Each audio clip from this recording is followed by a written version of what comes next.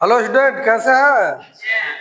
तो आज हम लोग सबसे पहले जो है यह बीज गणित हो या अंक गणित हो, उनके अंकों को या बीजीय व्यंजकों को जो जोड़ने का सिस्टम होता है, चिन्ह परिपाटी उसका होता है, चिन्ह का हम लोग ज्ञान सबसे पहले कर लेते हैं। इसके बाद हम लोग पक्षांतर करना जो है सीखेंगे। सबसे पहले हम लोग क्या सीखना, अभी जोड़ करने का नियम। तो लिखते हैं जोड़ का नियम। जोड़ का नियम,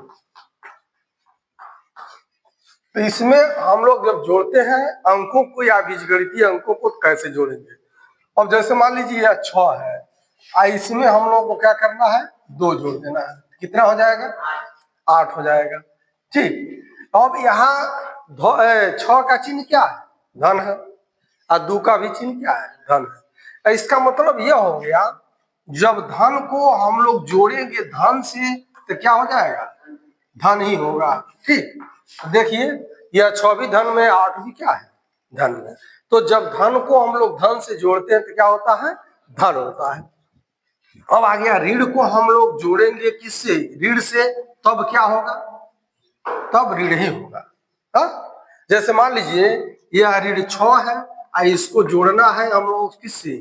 ऋण 2 से। तो क्या हो जाएगा? हाँ नहीं, ये भी ऋण है, ये भी ऋण है, तो क्या हो जाएगा? 6 और 2 कितना हो जाएगा? 8। ऋण क्या हो जाएगा? 8 हो जाएगा। इसका मतलब हो गया, ऋण को जब हम लोग ऋण से जोड़ेंगे तो क्या हो जाएगा? ऋण होगा। कोई दिक्कत नहीं है। धन को हम लोग धन से जोड़ेंगे तो क्या होगा? धन होगा। अगर जो हम लोग ऋण को ऋण से जोड़ेंगे तो क्या होगा? ऋण ही होगा। समझ में आ गया? धन को धन से जोड़ेंगे तो धन ही होगा, ऋण को ऋण से जोड़ेंगे तो ऋण ही होगा। लेकिन अगर जो हम लोगों को मान लीजिए धन है और एक हम लोग क्या कर रहे हैं, ऋण को जोड़ रहे हैं, या ऋण है धन में जोड़ रहे हैं, तब क्या होगा? तब ऐसा होता है, अगर जो इसका वैल्यू ज्यादा है तो धन होगा, अगर जो इसका वैल्यू ज्यादा है तो ऋण होगा। इसमें होता है। अब देखा जाए, मान लीजिए अगर जो यह धन 6 है इसमें हम लोग ऋण 2 कर दे तो क्या होगा? क्या होगा? अब देखो, यह धन में है, ऋण में है, तो कन्फर्म है इसमें से 6 में से 2 घट जाएगा। कितना बचेगा? 4। तो यह 4 किस में बचेगा? धन में बचेगा। कितने बचेगा? धन में। अर्थात धन को ऋण में हम लोग जोड़े तो धन हुआ। क्यों भाई धन हुआ? क्योंकि धन का चिन्ह क्या है? अधिक है। प्लस वाला क्या है? अधिक है, इसलिए ऐसा हो गया। अब ऐसा हो जाए, अगर जो मान लीजिए यह ऋण 6 हो जाए और जोड़ना है धन 2 से, तब यह कितना हो जाएगा? चिन्ह किसका अधिक है? ऋण का, तो ऋण वाला ही होगा। तो ऋण कितना हो जाएगा? 4 हो जाएगा। हो जाएगा? हो जाएगा। बात समझ में आ रहा है? ऐसा हो जाएगा।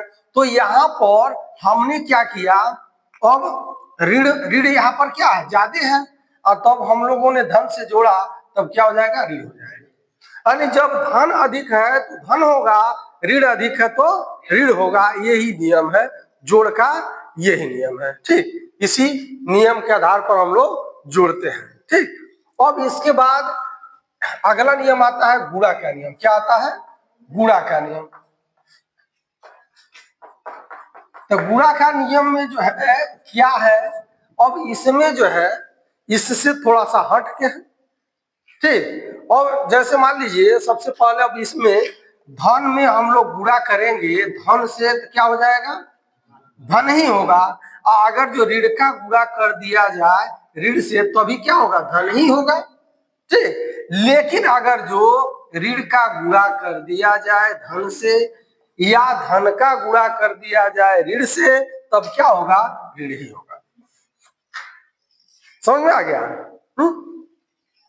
धन का गुणा धन से किया जाए तो धन हो जाएगा, ऋण का गुणा ऋण से किया जाए तो कब क्या हो जाएगा? धन ही हो जाएगा। लेकिन अगर जी एगो धन हो जाए एगो ऋण हो जाए, एक प्लस हो जाए एक माइनस हो जाए, अब तब गुणा करेंगे तो क्या होगा? माइनस ही होगा। चाहे अंकीय मान किसी के कम या अधिक हो, इससे मतलब नहीं है। जैसे यह ऋण 6 गुणे ऋण 2 है तो कितना हो जाएगा? 6 दूनी 12। तो कितना हो जाएगा? 12। धन 12 होगा। क्योंकि ऋण में ऋण का गुणा हुआ तो क्या हो गया, धन हो गया। अब 6 गुणे 2 कितना हो जाएगा, 12, क्योंकि धन में धन का गुणा होगा तो क्या होगा, धन ही होगा। लेकिन अगर जो ऐसा हो जाए ऋण 6 गुणे 2 कितना हो जाएगा, 6 दूनी 12, तो यह देखो यह धन ऋण है और यह क्या है, धन है, इसलिए क्या हो जाएगा, ऋण हो जाएगा। या ऐसा भी हो जाए 6 गुणे ऋण 2 तभी क्या होगा, ऋण 12 ही होगा, क्योंकि यह धन है और यह क्या है, ऋण है। यानी चिन्ह जब भी विपरीत चिन्ह होगा, जब विपरीत चिन्ह होगा और गुणा होगा तो क्या होगा, ऋण होगा। और जब समान चिन्ह है, धन का धन में धन हो जाएगा, ऋण का ऋण में क्या हो जाएगा, धन हो जाएगा। यानी समान चिन्हों का गुणा अगर जो होता है तो धन होगा, और विपरीत चिन्ह का गुणा होता है तो क्या हो जाएगा, ऋण हो जाएगा। तो यह दो नियम, जोड़ का नियम और गुणा का नियम, यह दोनों नियम एकदम क्लियर होना चाहिए। और जब यह दोनों नियम क्लियर रहेगा तब हम लोग अब अगले वीडियो में देखेंगे पक्षांतर का नियम, कि पक्षांतर जो है कैसे किया जाए।